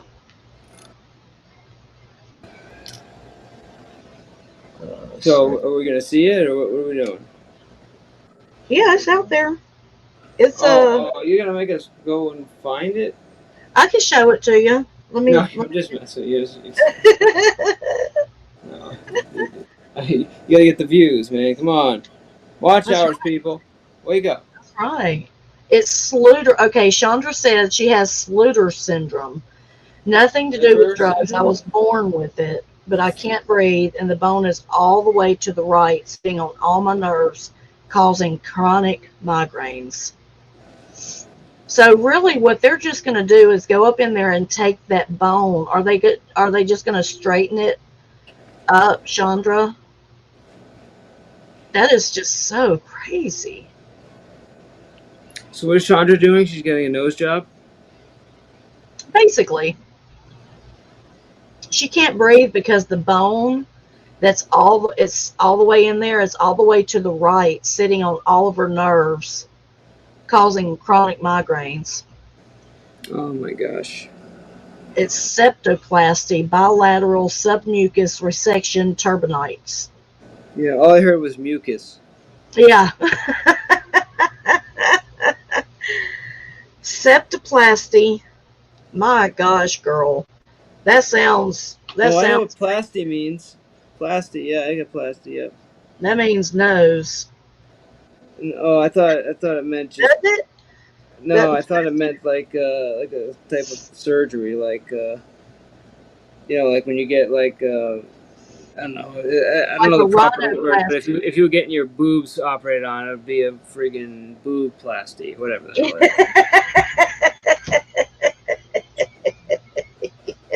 is. Yeah, friggin' like for your nose, that's a rhinoplasty. right, So right, see, hers are up in her septum, is what it sounds like. Septoplasty. right. Bilateral. Bilateral.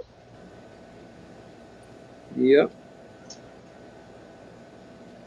Never watch that surgery on YouTube laughing out loud. Your mom says it looks painful. Yeah. Yeah. In fact, I wouldn't recommend most surgeries being watched.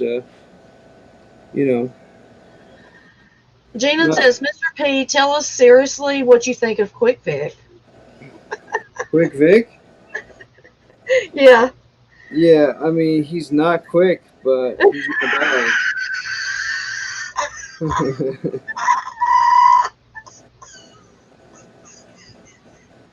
That doesn't change nothing, but That's hilarious. cool facts. Hey, slow Vic. Well, I wouldn't go that far, but No, Vic's a sweetheart. He really that may be implying something else. Like I would say slow Wabbit before I'd say slow Vic. Oh, for sure. Yeah. But I definitely would not say quick Vic. I would just say, average speed Vic. I think it's more important. Yeah. Maybe something cool like gosh. cruising Vic. Chandra says yes, they're going to shave the bone, put it into place, cut it into the muscles, and do some crazy stuff to the arteries. Gina's laughing out loud. She says, not quick. Yeah. Oh, they use chisels and hammers in your nose. Yeah. Maybe like under the speed limit Vic. Chandra says, my nose is perfect on the outside. I'll take a boob job, though. Thanks. My boobs are like 80-year-old balls. No, listen.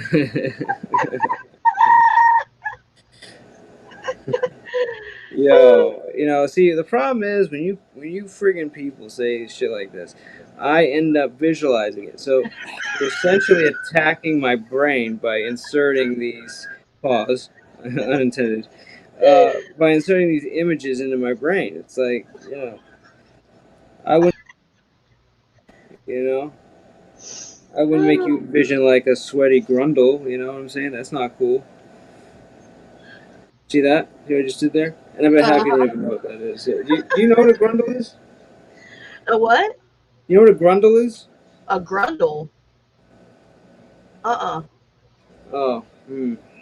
No? Well, I don't think so. Yeah, anyone else know what a grundle is by any chance? A grundle? Yeah, No. grundle. No. I don't want to know. What? None of y'all know what grundles are? I'm interested. No, I don't know if you will be. Oh, no. I was like, I said it, and I was like, wait, nobody knows what this means. It's not working. No, it's First of all, anyone know what it is? Goosh, no. Really, nobody knows what a grundle is. What the heck? Where am I? A grundle is that space between, your front part of your, genitals and then your evacuating hole there. That's that little space. Oh, okay. Well, see, I didn't know that.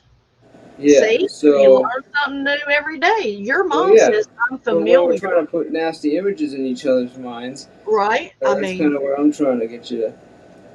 Well, your mom says she's familiar with the grundle. She's familiar. Your mom's yeah. Your mom's pretty familiar with everything. I don't think there's really much your mom isn't familiar with. What's a gooch? A gooch? Yeah. I would think it's another name for the. Yo, this is the best thing I think I've ever heard Brett say. Is the meat curtains? Oh Yo, I literally spit out my coffee when he said that. I was like, meat curtains? What a horrible thing to say. That is vile. That's terrible. It's funny as fuck, but it's terrible. Oh, it's hilarious, but it's disgusting. Chandra says it's a taint. A taint? The taint She isn't that says the taint? a I think the grundle taint is under a the bridge. grundle. Wait a minute, I gotta get this figured out here. Where I gotta find my anatomy map here. Hang on. So I have all my positions here. So it's, it says like grundle is there. Yeah. Oh, I'm cracking up at the chat. Are you seeing the chat? That's hilarious. I'm sure that, yeah. They're like, wait a minute, I thought this was like supposed to be like an emotional thing to talk about. No, this would be the piece I take out and clip and do a whole little short on it. Oh my god, can you imagine if you left this in? They're like, oh, honeybees, you're so sweet, and we Oh thought my it was God, yeah. serious, and I'm like, yeah, Victor Sweaty Grundle. Like, what the fuck?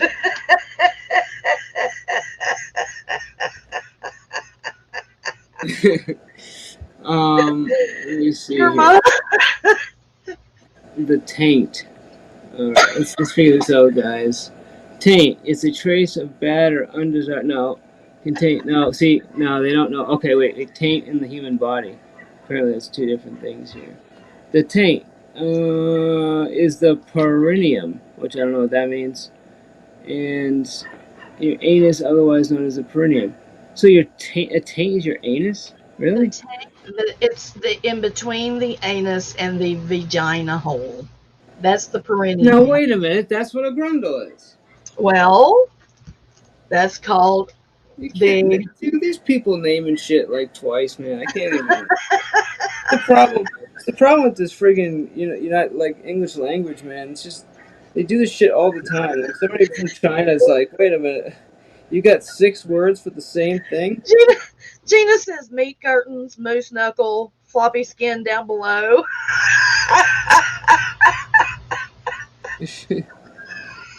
Oh my god. Oh, your mom. Y'all are cracking me up. Yep. Meat curtains are when the labia minora. Oh, I wish I came up with meat curtains, but that's all Brett. Dude, Brett is incredibly intelligent, like descriptive, and absolutely horrifyingly disgusting. I heard that since I was a teen. Who is Brett? Brett the Settlement? Brett the Brat? Yeah, who's Probably that? Brett the Brat, yeah. He's on the Settlement. He's on AC sometimes. Oh. Yeah, I mean, he's one of those guys that are pretty cool, but you wouldn't want to like introduce to your friends or like take out to dinner, because he might fucking say some horrible shit. Yeah.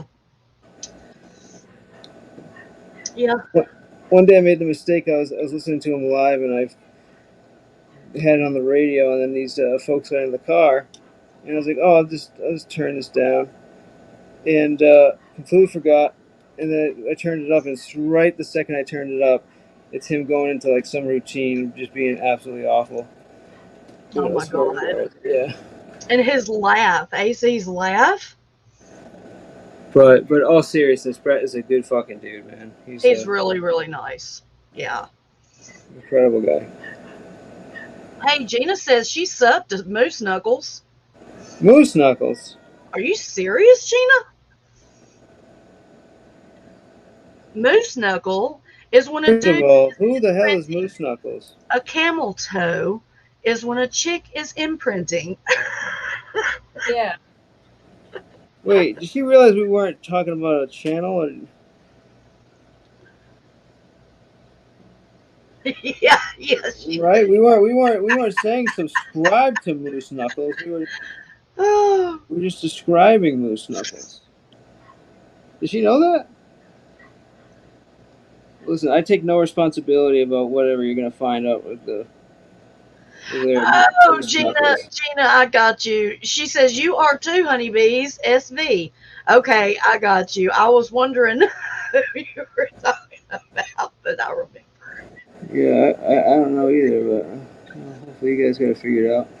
They call SV Moose Knuckles. Oh, really? Yeah, there's a community uh, that has this lady in it, and they call her Moose Knuckle. They troll her. Yeah, So wait, who's SB?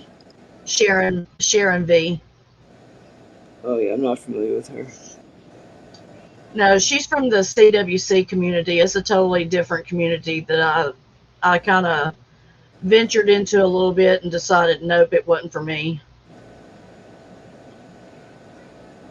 What's the community called? CWC. CWC. What is that? It's like uh, Kensington slash Detroit, Michigan. Uh, Oh, I see. Okay. just stupid people going at each other all the time. There's one lady, her name is SG. I'll literally have to send you a link because just to hear this lady, you'd be like, what the hell is this woman's problem? Like, she seriously has some issues. I've never seen anyone like her on YouTube. Um, I'm not afraid of her like a lot of people are. And when you hear her, you'll probably think, well, why is anybody afraid of her? But the power that she has over some of these people in this little community is just, it's terrible. She'll literally have 50 people in her room and nobody will be chatting. They're all sitting in the bushes because they're so scared to chat. So why don't they just fucking keep moving? Because they won't hear what she says because she's crazy. She says some crazy shit. Hmm. You know, like she drags people, you fucking douchebag, you fucking whore, you fucking douchebag. Wait, are we talking about Huck? No.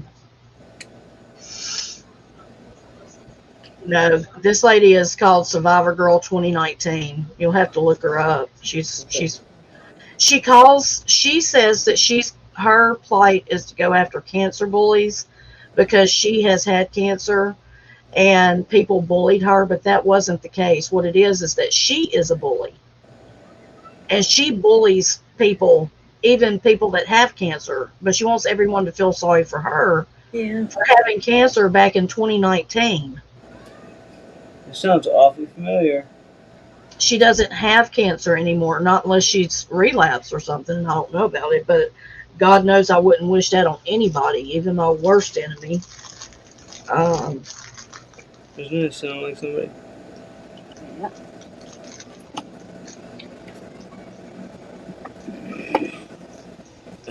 Not an Arctic chick, right? Look at this. No, I don't think that's I have What the hell is that? It's a honey bun. Honey bun for the honey bees. Honey bun for the honeybee. Let's get it. Yeah. She's the master grifter, huh? Yeah. She's, look, Survivor Girl 2019, they call her SG. Meth G is one of the words they call her, but she's crazy. She's, if she even knew I was talking about her, she'd come after me. Just So what the hell are you doing? Because I don't give a shit. Oh shit. I don't care. I mean, she can't do nothing to me except say words. What? All right. So I'm not sure if I know you, Miss Lady, but this has nothing to do with me. I am purely a spectator. Some control over the technical part of the show. She'll just be like, lady, shut the fuck up, lady. But this is actually my first day being here, so I am truly associated. She don't watch me. She don't care about me. She's got other things to watch in her community. Yeah. Oh, what the heck? Now, there's two women. There's one called SV, and she's a heroin junkie. And then there's one called Junkie community. What the fuck? Well, I mean, that's what she calls herself. She will literally tell you from the get-go, if you're new coming into her channel, she will tell you she has been a heroin user for over 25 years. and she still uses. She lets you know right up front. Now, it's hard to tell sometimes, except you can see her nodding out. But she keeps herself up and she does a live stream every night. And I even talk to her on the phone. We're friends. I mean, I really like her. I mean, I don't agree with everything, but you don't have to agree on everything to be friends.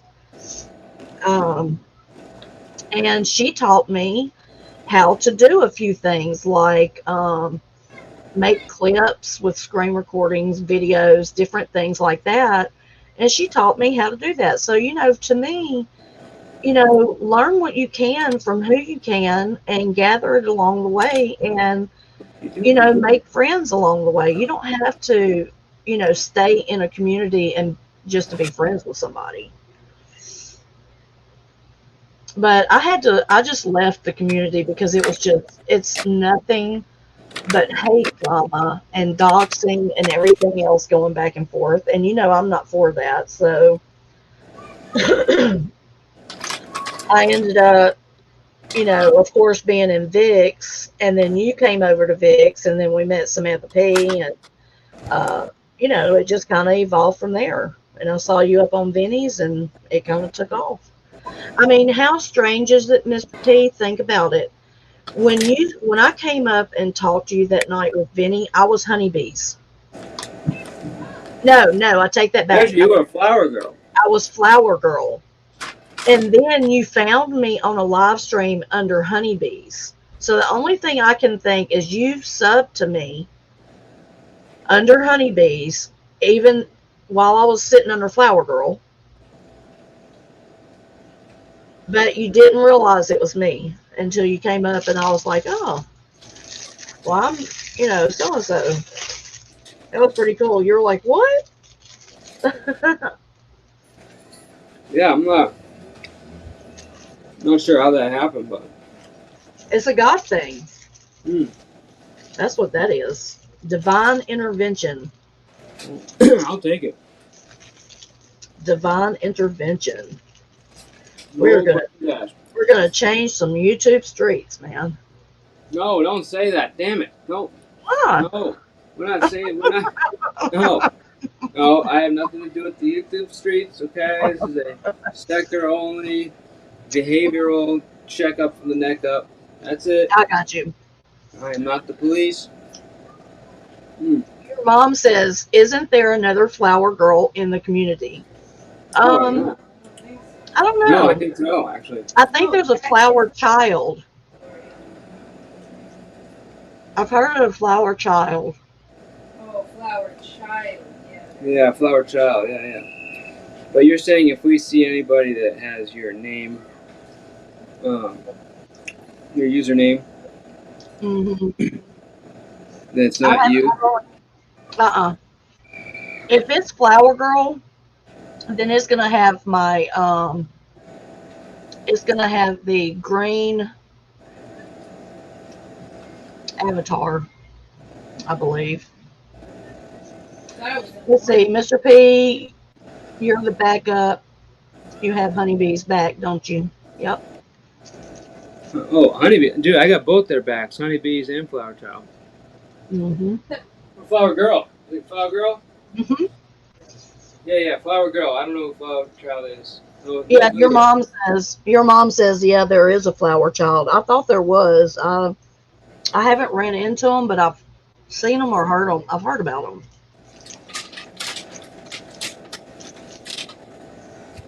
So what are y'all having for supper tonight? I'm about to figure that shit out right now, actually. We're gonna have some chili dogs. Yeah, I was gonna say I think we're gonna keep it real light and do some rack of lamb with a little mustard glaze and some asparagus with red bliss potatoes, boiled, and then obviously sauteed. Just throwing shit together, nothing crazy. A rack of lamb is light with asparagus and potatoes and. Yeah, you guys want to eat like that? Oh yeah, all the time. Yeah. And then we'll probably do I just some keep escargot for an appetizer. And, what do you want to do? Some, what do they call that ice cream? It's like a freeze-dried ice cream. I don't know. I Mm, think chocolate almond gelato. Oh, chocolate almond gelato. Yes, yes. mm.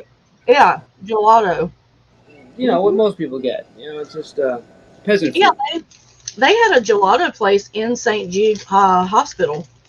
Mm-hmm.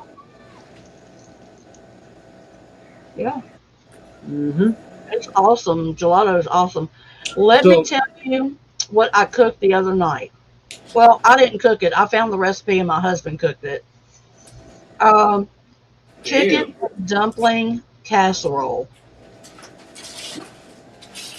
Do y'all like chicken and dumplings? Do you like chicken and dumplings? Yeah, chicken dumpling. You get the chicken, you get that little pasta thing, pouch, whatever. Huh? It's like a little dumpling with the. Wait, are you talking about the pasta encasement? Um, no, it's flour rolled out, and it's that. Flour. Yeah. I thought dumpling was like Pasta is yeah. Like made of what flour, happens Dave. when you get when you get to the Chinese restaurant, you get the dumplings, the chicken dumplings. Yeah. Oh, you're talking about. Well, those are sweet and sour fried dumplings. Those are different from Southern chicken and dumplings. Oh. Chicken and dumplings are a Southern favorite, and they take hours to cook. Oh, good. And when you make the dumpling up, you actually mix flour, a little baking powder, and salt, and I think you cut in butter, and you mix milk, and then you wrap up your dough, and then you roll it out, and you cut it into like long noodles, and you pinch them off, and you put them in your boiling broth, your chicken broth, and you let them, cook for like, I don't know, maybe an hour. And that's your chicken and dumpling. But if you make a chicken and dumpling casserole, then you can do everything like it's real easy. All you need is, boil up some chicken breast. You need some cream of chicken soup. You need a stick of butter. And what else? Chicken broth, a little poultry season, and flour, self-frozen flour. That's it. Where is the Chinese food? I love to cook and I love to eat. Where is Let's go. Yeah. So, if you ever want the recipe for chicken and dumpling casserole, I can put it in Discord. Ooh, cracked chicken. Well, you'll have to consult with the kitchen manager, as I'm not allowed within 2 feet of the kitchen at all times. Oh, okay. So you don't cook, Mr. P? Oh no! She She barely take something said out that. of the fridge on its own. No, that's not true. She said that with an adamant. No, that's not true. That's not true. No. I can take what do you call those ramen noodles, and then I can cook some chicken on the side, season it, taught you how to do throw that. it in there, a little bit of vegetables, and boom, 10-minute meal, cooked successfully. Dude, that ain't gonna put no meat on your bone. Them ramen noodles ain't gonna put no meat on. No, wait, you no. missed it. No.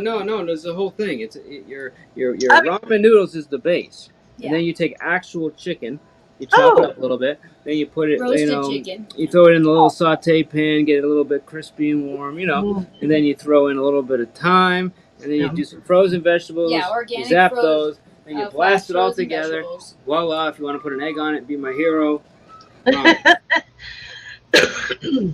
Have you ever had a hamburger with a fried egg on top? I Yes. believe so. Yeah, they're so good. I love ramen noodles. I love the roast chicken ramen noodles the best. And my husband, he knows how to can. He can can. He can cook. He can clean. He can wash clothes. He can do all that because literally, y'all. I taught Michael how to do laundry. Heck yeah, I taught my boys when they were growing up. They were 12 and 13 years old. I was teaching them how to wash clothes. Yes, ma'am. I was gonna I make bought sure. it, but you can have some of it. So I wanted to you're make saying sure. you're saying this guy can build anything. He can Yes, he cook. can be. He Yes, can he can. cook. He's not an asshole. Sometimes he And can be, but I mean, he's he's not also the like. chicken But whisperer. he's the chicken whisperer. Yes. Yeah. Yep. Um, Hmm. I'm assuming he's Good faithful, cook and clean. Yep. reliable. Okay. Yep. Works hard. Yeah. Very, So very supportive. yeah. Are you familiar with the marriage lottery? No. Did I win it? Definitely want it. You got the stove on here? No, no. Oh, that's fine. Okay. Alright. Yeah. I wouldn't brag about him too much because Better watch out. yeah, you don't want people lining up at your door, or God forbid, Women are scandalous as sending hell. OnlyFans links to him, and making all kinds of Yeah. crazy. Well, I know how Yeah, to get I rid saw of people this. like that. Oh, nice. Right? What's that? I know how to get rid of people like that. Yes, definitely. No, I agree. I'm not arguing that. Been there, done that, honey. It's been 30 years, so we've been through some shit. Mm-hmm. No, he's a great guy. I couldn't ask for better. I really couldn't. My mother-in-law is great to me. Oh, that's an extra win. Yeah, that's all the good stuff. So I So mean, when the we first time that lived. happened, whatchamacallit, did you scare him into like submission where he wouldn't dare think about doing anything like that again? He was Oh afraid to no, all right, okay, no, I gotcha. he's not scared of. Well, I mean, no, he's not scared of me. No. So I'm not necessarily scared of Samantha. I'm scared of what Yeah, Samantha will do to somebody else. I'm frightened of that. yeah. He probably does wonder that now. I'm not gonna Yeah. lie about that. Yeah. No, I feel bad for the girl that tries to cross that line. Oh, yeah, because you ain't going nowhere. You It's aren't that on. lucky. It's on like a chicken bone. Yeah. Tell you what, mess with my man, I'll whoop Yeah. your ass, good. So I'm pretty much in it for the long haul, you know. Well, look, I'm fixing to send you a picture. I told you I was going to send you the other day that little fan he made Mm-hmm. out of he took the big box fan and he cut down the plastic into a little square. You'll see it, and it's screwed into the front of the little Sent me an fan. invite, but I never. Well, Honeybees is talking, but Sorry. what can you call it? Chinese. I guess Honeybee sent me a invite, but I didn't notice it in time. Yeah, she so wasn't ignoring you. She's I just never checked she's his just messages. horrible at Discord. What are you talking about? I guess you sent me. An invite to the Discord, but Oh yeah. it expires after a certain amount of time. I just never check it. So. Okay, I'll have to resend it. Oh, but I did just send you. I was sending you a picture Oh yeah. of like a kind of an idea of what the ramen looks like. Oh, yummy. And again, this was like literally 5 minutes. Oh my gosh. Well, that makes me really hungry now. Right? It's not bad, right? Yeah, speaking of hungry. Not bad for a ramen. Speaking of hungry, Yeah. And you could do the rosemary or thyme. let's get that Fire. dial pad fired up. Okay. Heck yeah. I sent you a text, Mr. P. What do I want? Okay. Yeah, I'll get a text. What are we doing? I haven't Oh, heard recipe? any phone beep or anything yet. Phone beep. Well, she said she sent you a text. But I haven't heard Oh. any beeps. Oh yeah.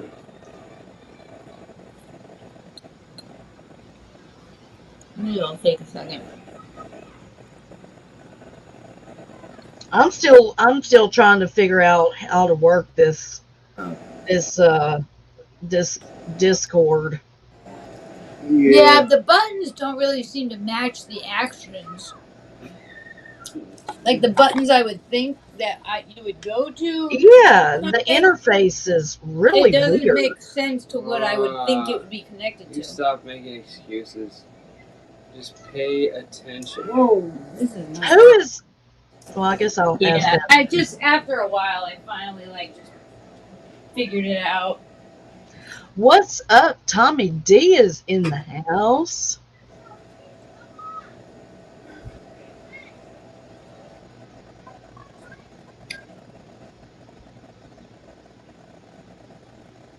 Gina says, poor Mr. P can't even fall on his knees. Ah. Alright, well, I'm just gonna sit here and smoke all her cigarettes until she orders some food. I'm ordering right Starting now. with this one. Speaking of cigarettes, I need to shut this down or either come up on my phone or something so I can go smoke because I am jumping for a Fine. smoke. Well, yeah, I mean, this has We're been a about great to be live. eating anyway. Yeah, we got, we had some good, some great stuff from Honeybees. I mean, I know it was emotional, but it's always good to know the story and have people hear your truth. Anything you want to kind of close out with, other than, having a great live? Well, I just want to thank everybody for coming, and I know it's not a hot topic, to talk about. It gets in people's feelings, and I understand that it's very hard, and so I just want everybody to know that I do understand that, and but I also want to be frank and real, at the same time. I don't want to back up. I want to keep moving forward. And I've got this new book coming in. It's called Soul Cry. And so we'll be getting into that. I'm really excited about that. Did you say Soul Cry? Soul Cry. Soul Cry. The author is Gary Rowe, Roe, Gary Rowe. Mm-hmm. And he writes a lot about grief. And he's got a very sweet spirit about him, very understanding spirit. And this new book that's out has really helped a lot of people. So I want to get it and kind of see how I can incorporate it and bring some more help to the table. Absolutely. I'm sorry, I didn't see Gina's question. Those are the street animals that I think they're calling kids these days. That's all the quail. Oh, yeah.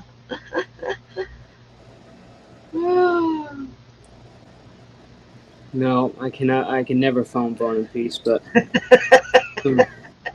someday. Gina's my girl. She leaves me cracking up.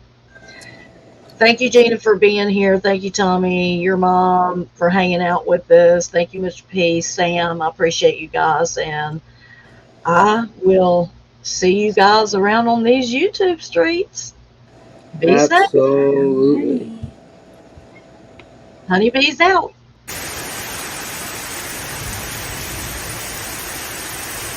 God, are you serious with this?